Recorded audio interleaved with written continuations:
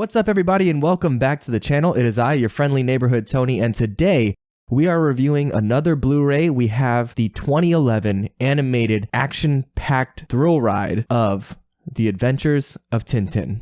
Now, right off the bat, I'll let you know I was not particularly familiar with Tintin. I know he is a comic strip that I believe originated in France, or at least that the creator was French. But what we'll do here today is I'll tell you a little bit about the plot of this particular movie. We'll go over some details about the movie. I'll let you know my thoughts on it. We'll also talk about some of the special features that you're going to find on the Blu-ray, and ultimately whether or not I think it's something that you yourself should pick up for your own collection. So I've got my notes here. Let's jump into some of the details about The Adventures of Tintin. As I mentioned already, The Adventures of Tintin came out in 2011. It is an animated movie that was written by, check this out, Stephen Moffat, who you may know from Doctor Who or from the BBC series Sherlock, both of which are amazing. You also have Edgar Wright, who wrote and directed Shaun of the Dead, Hot Fuzz, Baby Driver, The World's End, and most recently Last Night in Soho, which has been getting really great reviews. I haven't had a chance to see it just yet, but this man cannot miss. As if that wasn't enough, the movie is directed by Steven Spielberg, and I believe he was listed as a producer. You have, from Lord of the Rings fame, Peter Jackson working on the movie as well. This is an incredible crew. And to be honest, based on that alone, I went ahead and blind bought this movie without seeing or really knowing much of anything about it. But I don't expect you to do the same, so let's jump into a quick plot summary about the movie. Then I will tell you who's in it and give you some of my thoughts about the movie. Pulling this right off of IMDb because that is the easiest place to get a short plot summary for movies. It says, Intrepid reporter Tintin and Captain Haddock set off on a treasure hunt for a sunken ship commanded by Haddock's ancestor. So right there you have Tintin. He is a reporter. He ends up getting swept up into this adventure in which there is a lost treasure that you had I believe it was a pirate hunter, Captain Haddock's ancestor, and it's all about going on this adventure. It's very Indiana Jones-esque in that regard, although with more of a younger character. You know, Indiana Jones is a lot more old and bitter and things like that. Of course, Indiana Jones, also directed by Steven Spielberg, but Tintin is a little more lighthearted of a character and a lot more youthful in both his appearance and just his way in dealing with the world. Just to give you an idea of some of the acting talent that is involved in the movie, and I'll try to throw up the pictures here.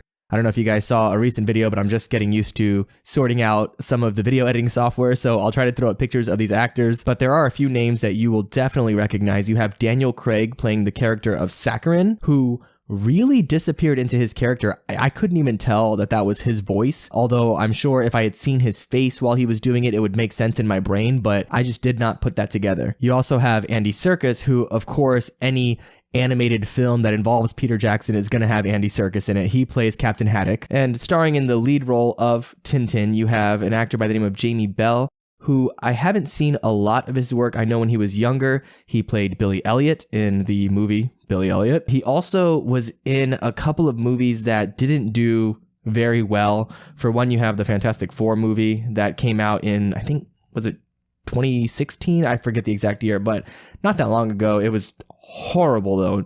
A terrible movie. He played the Thing in that, or Ben Grimm. That aside, though, you know, actors always have good and bad roles that they participate in, and it's not always their fault. I don't think that movie was his fault by any means. That Fantastic Four movie was doomed to fail kind of from the start. But he himself is actually a really good actor, and he does a really good job as Tintin in this movie. Of course, as I always like to do, some of the additional casts that are involved in this movie, I like to point them out because there are some actors there that you will definitely recognize from other movies. For one, of course, we have Edgar Wright, who is writing this movie and has a pretty significant part in the creation of it.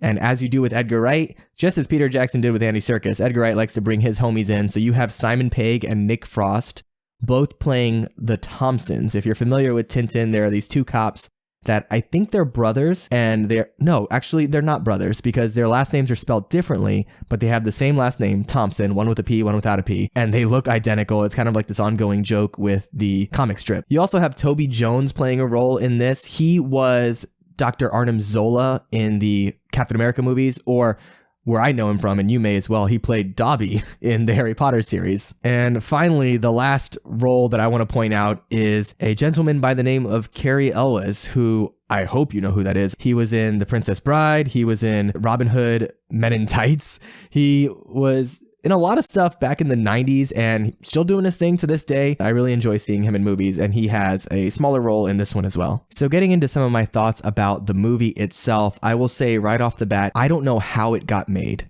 I mean, you think about the talent that you have behind it.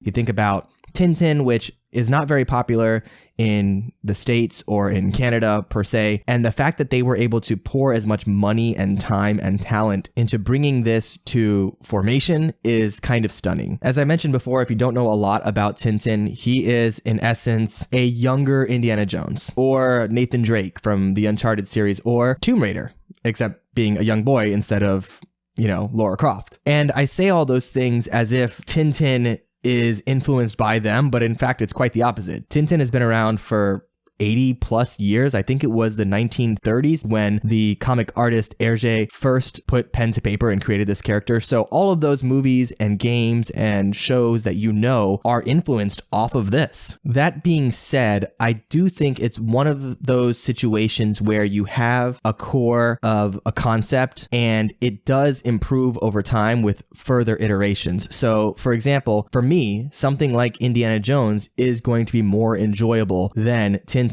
although Tintin did it first. I don't want to put the movie or story down by any means. I thought it was very, very good. I'll get a little bit into the Blu-ray itself later and talk about some of the visual and audio quality, but just as far as the story is concerned, it felt very fun, very captivating. I believe it's aimed more at kids. It does have a PG rating. I felt that was a bit strange. That is something I want to talk on as well, because yes, for the most part, this movie is fine for young kids, but there are a couple scenes that get pretty bloody and violent. Without spoiling too much, there are gunfights, sword fights, people get shot, stabbed, there's blood. And I just felt in watching that, and maybe it's particularly because the characters appear so realistic and lifelike. We'll get into that a little bit later, but it just felt a little more adult than the movie is aimed at. But aside from those couple of scenes, the movie I think is really fun. It's fairly simple, your treasure hunt movie. They're not going to get into anything too deep, but it is just a good time. Some of the scenes are shot so well. There's this massive chase scene towards the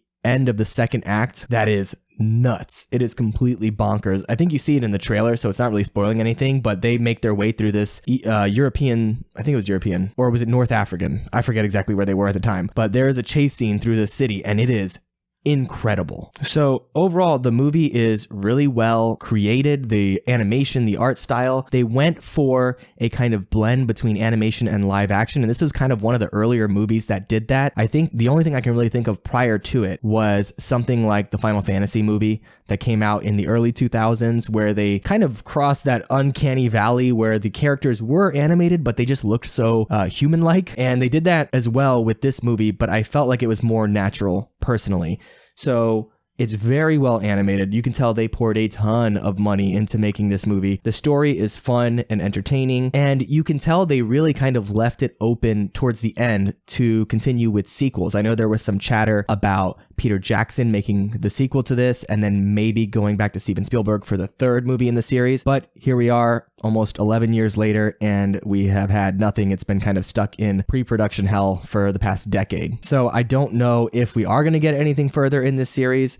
I would love to see it. I'm sure it would not be financially viable for the company because of how expensive it was to make this movie. And although it did, I think, make its money back in theaters, it's not something that's going to be $1 billion movie. And when you have the talent of Peter Jackson and Steven Spielberg and Edgar Wright and all these other creatives wrapped up in this series, it's kind of hard to justify investing all that time and money into something that isn't going to be a massive blockbuster. So needless to say, the movie is a lot of fun. I definitely recommend you check it out, but let's talk a little bit about the Blu-ray that I have here. I'm sorry if this is going to go a bit long, but there is a ton of content on this Blu-ray, so I definitely want to get into it all and let you know all the special features that are going to be available. So if you decide to pick it up, you know what you're getting. The first thing I want to say is that the Blu-ray picture quality is gorgeous. It is stunning. Even though this is over 10 years old at this point, the animation is unparalleled. even to this day. Also, if you have a surround sound system, I've got a 5.1.2 system, so it's got Atmos, although it's not the best Atmos. The sound design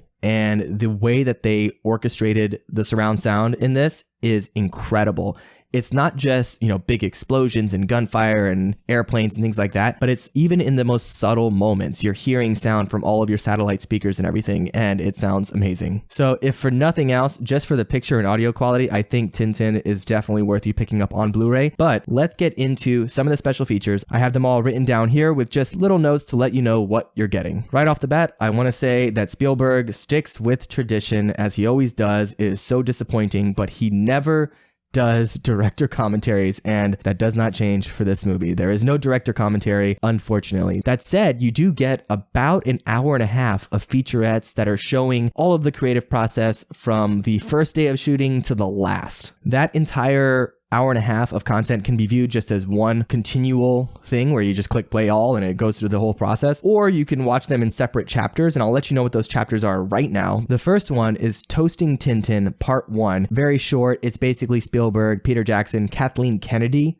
who, if you don't know that name, she has been an executive producer on all of the biggest movies that you can imagine. So she's there, and Peter Jackson and Steven Spielberg and the cast and crew, and they're basically toasting to the first day of production. So that's just a short one. You have The Journey to Tintin, which is Spielberg and Jackson basically just talking about how they came to know the character Tintin and how they came to work together on the film.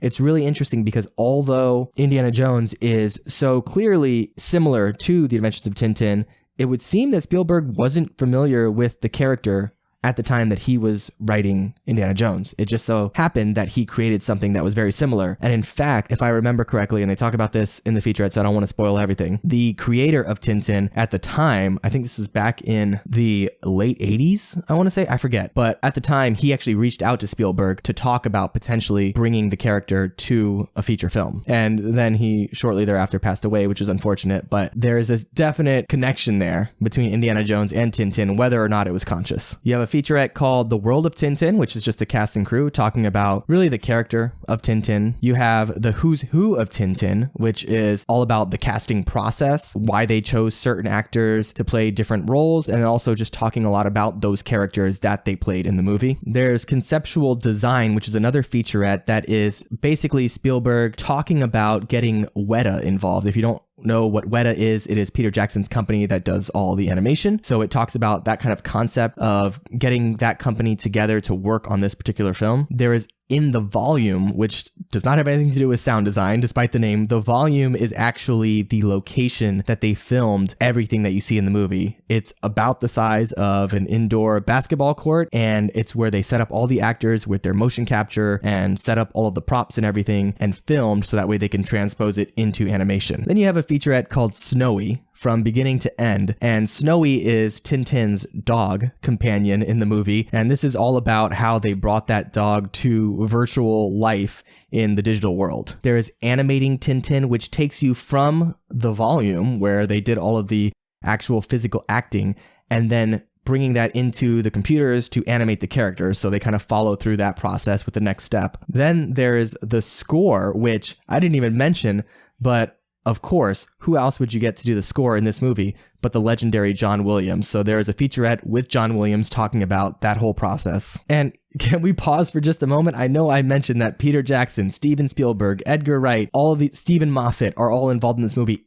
and John Williams. Like, what are we talking about here? By all accounts, this should be the greatest movie ever made. It's pretty ridiculous that they were able to get all of these absolute A+ list creators involved in this movie. Just a couple more featurettes. There is Collecting Tintin, which talks about some of the collectibles. They have these really cool sculptures that they have had created for the movie, and they go into that process. And then finally, Toasting Tintin Part 2, which, just as we had with the first part where they toasted the first day of production, Toasting Tintin Part 2 is Spielberg and everyone there, the cast and crew, cheersing to the wrapping of Tintin. And that is it. Those are all the special features. I will tell you right now, this Blu-ray, even if the movie is not something that you're particularly familiar with, and even though I would say that it's kind of your run-of-the-mill adventure movie, that being said, your run-of-the-mill adventure movie done in the most incredible way with the highest production value, I think this is absolutely worth picking up. If you're like me and you're a fan of the creative process and you like to know what goes on behind the scenes, this is kind of cinematic history at this point,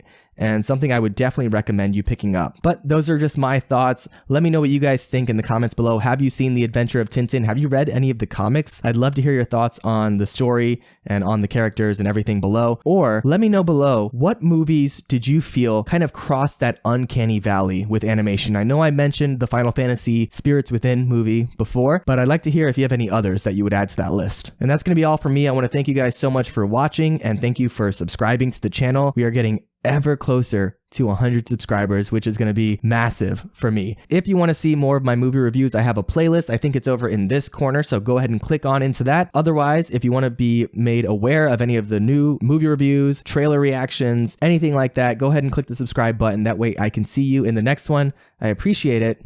Have a great day and be good.